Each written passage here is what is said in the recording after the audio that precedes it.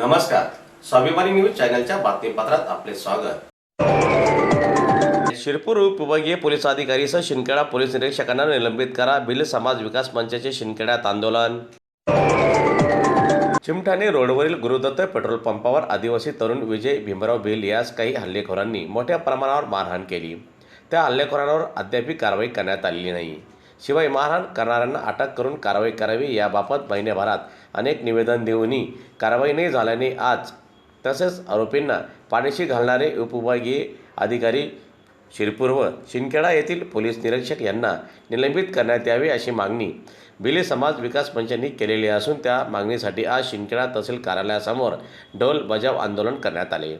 दरम्यान सदरचे आंदोलन हे संस्थापक अध्यक्ष दीपक आहिरे यांच्या नेतृत्वात करण्यात आलेले असून आजच्या या आंदोलनात वाल्मिक लव्हे सेना प्रमुख शानाभाऊ सोनवणे देखील सहभागी झाले होते।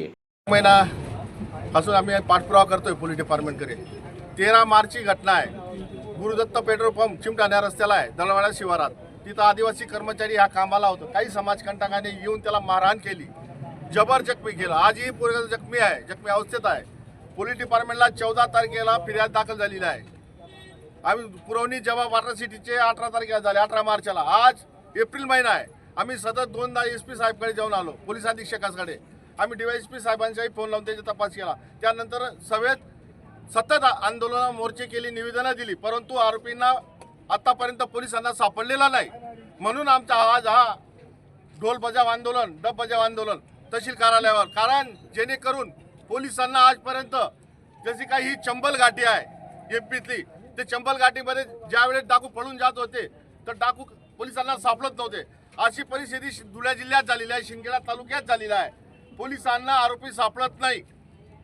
का सापडत नाही? कारण या तालुक्यामध्ये पोलिसांवर दबाव आहे अशी आमची शंका आहे मनात, अशी लोकांमध्ये चर्चा आहे।